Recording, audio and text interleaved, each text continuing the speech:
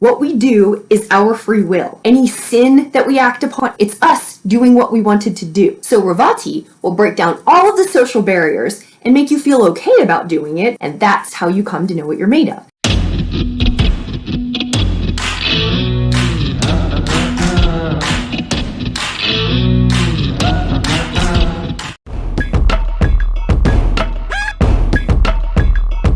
Revati Nakshatra is the last of the nakshatras. So it is the one you come to after you've gone all the way through the other ones and you've had all of the possible experiences that you can have.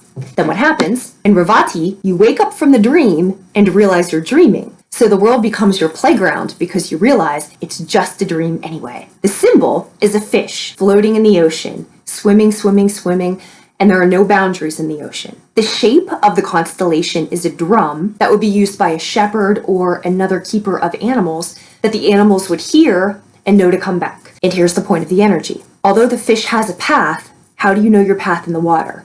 Just like if you were on a spiritual journey in this world, the regular worldly markers that show you your progression aren't present. So how people make sense of their progress in the material plane is different than how you make sense of your progress on a spiritual plane.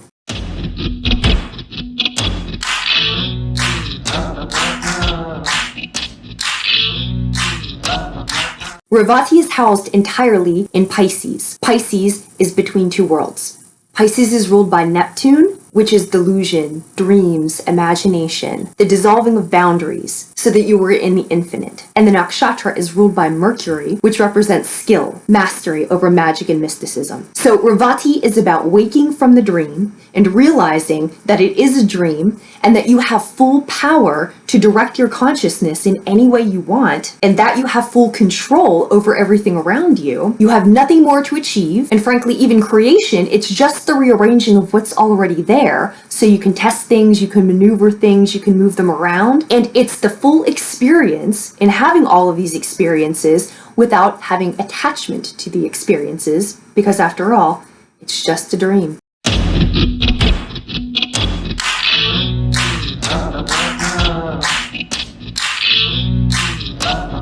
Revati is about nourishment, and it's a very gentle, soft, loving kind of nakshatra. But there are different ways to help you grow. Loving, nourishing, guiding, teaching in a nice way is one way to do it. And Revati expresses that way. Revati also expresses in some other ways. Because Revati is between the two worlds, Revati natives aren't really interested in the mundane world. So they don't want to talk with you about your kids and the grocery store and your shoes. They want to relate with you for real. They want to connect with you for real. So where normally in the material realm, people are trying to find small talk and they're trying to find these small ways to find a reason to connect, Revati's not interested in that. If you want to connect, you connect for real. If you want to talk about something for real. You talk about something with depth. That's what they're interested in. And they only want to engage with higher levels of thought.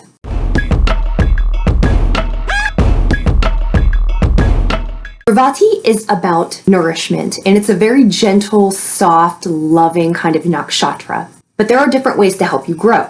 Loving, nourishing, guiding, teaching in a nice way is one way to do it. And Revati expresses that way. Revati also expresses in some other ways.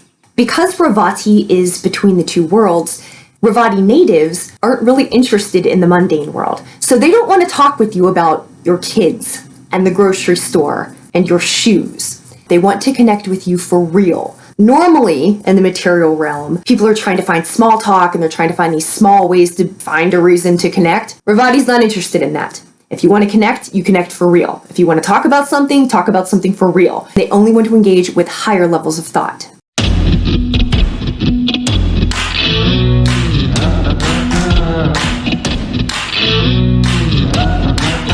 Small talk, they're interested in something real, something substantial. Not everybody can take that. So in a social circle, not everybody can take that. Because Revati also likes to play with people, they also have a good time when they bring chaos into a situation. Not for any other reason except to bring chaos, just to see how people act, just to see how they respond, how they deal with it. It's a really sexual nakshatra because they're not attached, they're just having experiences. So this is, for example, if you're in a social setting and there is a girl who just goes and tries to steal people's husbands, Not because she wants them, not because she wants anything. She just does it for fun, just to see if she can get it. And everybody knows what's going on, and everybody's just standing around watching this, and they're watching the man who she's targeting. And the wife is uncomfortable, everybody else is really uncomfortable watching this. She's just screwing with you. She's just seeing what you'll do. She doesn't really even want to go through with it. And then on the husband's part, everyone's just watching him. This is how Ravati tests, because she can do that, but he doesn't have to go through with it. But in that way, when you get tested in a taboo situation, the dissolution of barriers, there doesn't seem to be anything holding you back. You see what you're made of. You see what choice you would really make. And that's what is fun for Ravati. That's what they're interested in seeing you do. And frankly, even the decision that you make isn't of interest to them. They just want to see what you do.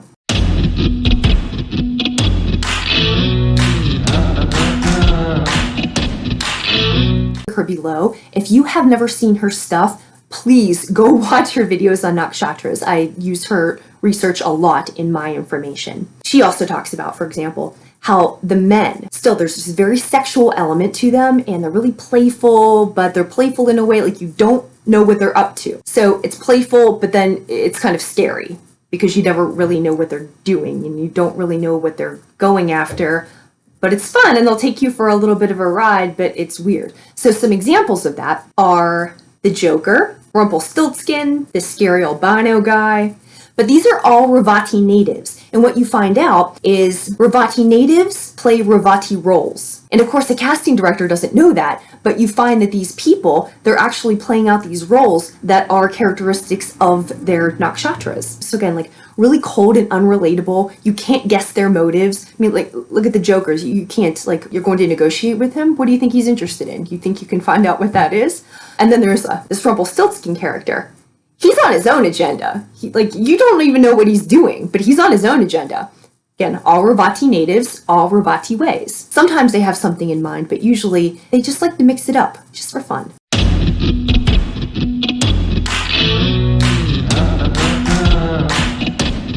So with the women, they like to go into these taboo situations and test their power, like just to see what they can get, just to see what happens, just to see if the guy will go along with it. A Ravati native that's very famous is Angelina Jolie. So the two men she married, Billy Bob Thornton and Brad Pitt, they were already married when she met them. So she's considered a husband stealer, but again, think about it. They didn't have to go through with it. They didn't have to leave their wives. They didn't even have to be susceptible to the flirtation. That's her energy, but they responded to it. That was their choice. So we always want to blame somebody for what happened because they seduced us, because they brought us along. Doesn't work like that. What we do is our free will. Any sin that we act upon, any taboo that we act upon, anything we act upon, it's us doing what we wanted to do. And the reason that we didn't do it in another situation is because we didn't have the opportunity to do it in another situation. So Ravati will break down all of the social barriers and make you feel okay about doing it. They give you the opportunity. They don't give you any restraints. They give you free reign. Just see what you do. And that's how you come to know what you're made of.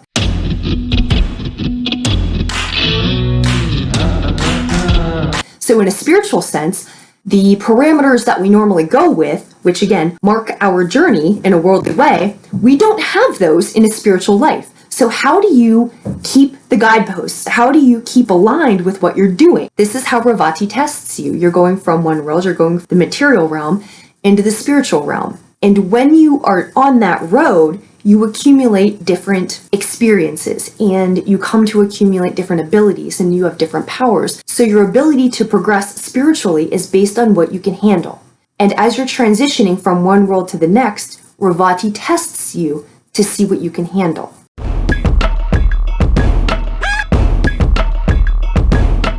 There are two different ways to acquire wealth. One is for personal gain, one is for collective gain. The personal gain, this you'll find in Jyeshta Nakshatra. This is the way of political maneuvering, outsmarting your enemies, using espionage and different information to get where you're needing to go, to manipulate other people for power. And this is all for personal gain. The other way to do it is you drink milk, you take care of animals, you take care of children, you care for things, you nurture things. And in turn, those things come to care and nurture for the next generation. So you have personal gain or collective gain. Ravati is about collective gain.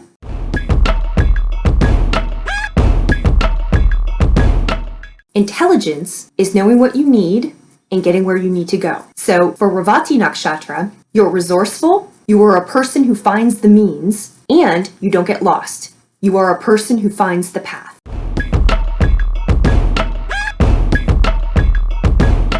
Devotion. This means being gentle, caring, loving, generous. Taking care of the things that bring you wealth.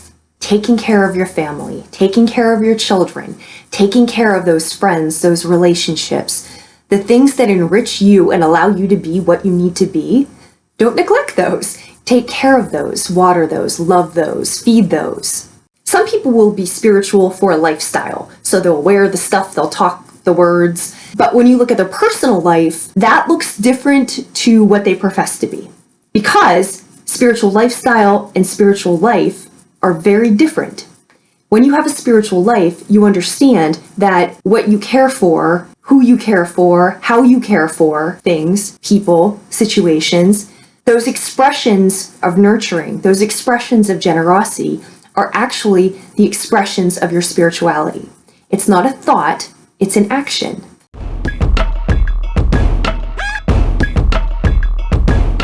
According to this energy, there's nothing more important than taking care of your children.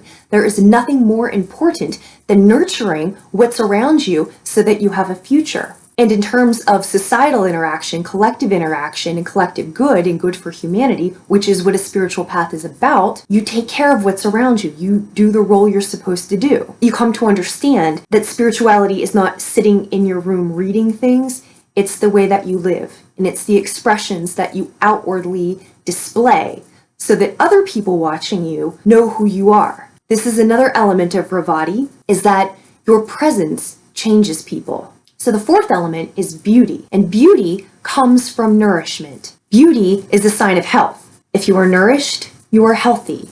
If you are healthy, you are beautiful. Think of the times when you laugh the easiest. Think of the times when you are in the best mood. Think of the times when you're the most help to other people. Are you tired? Are you hungry? No. You're rested. You feel well loved. You feel supported. You feel nourished. This is the fourth element. So again, the deity Pushan, he's a nurturer, a caregiver, a protector. And the Shakti, the power to nourish, is what you have available in this energy. And that is, if you haven't had these things available to you, if people didn't nourish you, if situations didn't nourish you, your family, your home life, the friend circles that you've had, the professional networks that you had, how you move forward is your decision. What has happened, and it's to bring you to where you are now, but how you progress, that's up to you. And that's the lesson. Saturn does not exist. They say Saturn is born in Revati. So it means if you're going to break that cycle of what was not given to you, to stop and make the choice to still give that to yourself and give that to others, what it requires is a great deal of willpower and a great deal of intention. So you do these things. You are gentle, you are generous, you are caring, you are devotional, not because you don't know how to be sly, not because you don't know how to be political, not because you don't know how to maneuver other people to get what you want, but because that's not your path anymore. Your path is to be kind, is to be gentle, is to nurture. If your path is for humanity, take care of humanity. And that begins with you, and that begins with the people close to you. That is expressed. It's not this big idea like you have to take it out into the world. You can't take anything out into the world that you aren't doing in your own life. So that's what the energy is having you look at. What you need to nurture in your own life. In what situations that aren't nurturing you, where it's time to draw a boundary. Capricorn, Sun, Moon, and Rising. This new moon is taking place in your third house, and your third house has to do with your community, your siblings, the things in proximity to you. It also has to do with the information that you're taking in, your writing, your communication, your correspondence, if you are doing any type of advertising, anything like that. So a couple things here. Mercury is here in Pisces, watery, so you don't really know what's going on. And also your Venus is here. So you're paying a lot of attention to something here in your third house. And what this Revati energy is asking you to do is look at how is this nurturing you? And how is this nurturing your path? And is there a person you're dealing with or a situation you're dealing with that needs nurturing? In turn, are the people, the situations, the whatever you're writing about, thinking about, does this information nurture you? Does this serve you at all? Because it's aspecting Pluto, which is in your 12th house. It's a square. In Pluto, it's control, it's transformation. In your 12th house has to do with your spirituality. So any decision that you're making here in the material world and who you're dealing with and how involved you're getting in something, this is going to have spiritual consequences. Think about what you're actually doing and why you began getting involved in this endeavor. Then look at your emotional attachment to this endeavor. Is this something that's filling you up? Do you feel happy there? Do you feel appreciated there? Do you feel like something is going to go terribly wrong there? How are you feeling about what you're involved in? And then pay attention, because in your 12th house, this is your spirituality. This is like really like your subconscious behind the scenes. So there's something from your subconscious that's playing out here in your 3rd house. And how you deal with it here on the material plane in the 3rd house is going to have ramifications for your spiritual enhancement. So if you're not being nurtured by this information, by whatever you're dealing with, if it's your siblings, if it's advertising, like any type of correspondence, writing, 3rd house stuff, if it's not working for you and if it's not filling you up and if you don't feel like this is a good situation for you to be in anymore, it's time to draw that boundary. Because how you're able to progress spiritually is very much dependent on how you spend your time and how you spend your energy. And so that's what this new moon is asking you to do. And if these 3rd house things aren't taking you in the place that you're trying to go spiritually, it's time to draw a boundary. 3rd house is across from 9th house. So these small things that you're working on, as a Capricorn, it's never the small things you're actually working on, but it's these small things, these foundational things that are going to lead to bigger places, 9th house. So this is your higher education, the expansion of your mind. This is information, but you do something with it. And that's what Capricorn always wants to do. You want to do something bigger with it.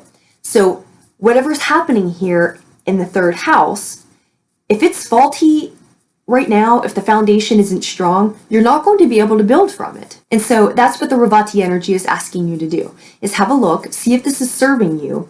Is this a platform that you can build from? Because if it's not, it's time to draw a boundary. So as we step into this 2 weeks, the energy of the last full moon, we made the decision to step out into the unknown and to give things up. And we made space, even though we don't know what's coming. We still had the faith, we still had the belief to give up what doesn't belong there so that we can step forward. But we did it without any promise of what was going to show up. This card is about a portal. So we're stepping into something else. Currently, we are between 2 worlds, and we're watching what's playing out around us. But we're watching it now without attachment. So even though we have Pluto squaring Venus, it's not like the painful things that we were going through back in January, where we're watching our relationships fall apart. Now, everybody is going to do what they're going to do. And our job is to sit back and watch how the things play out. You know how to conduct yourself in these situations, but what people ultimately decide to do is their choice. So how you interact, you can interact, but you don't need to have any type of sense of control, like you're needing to orchestrate anything. Watch it play. So however things turn out in the next few weeks, then you know how to make your moves. But in this meantime, we still have Mercury in Pisces. We're in a Pisces sun. We're in Pisces Nakshatra. Everything is Pisces. So that means everything is watery. Everything is still moving and nothing is solid yet. Watch what happens. You keep your devotion. You keep on what you're about. You keep on your path. Pay attention to the things around you that you need to nurture. Take care of what takes care of you, especially you, right? But take care of the people, take care of the situations, take care of the groups. And the ones that don't take care of you, why are you still there? But why are you still there? Take care of what takes care of you.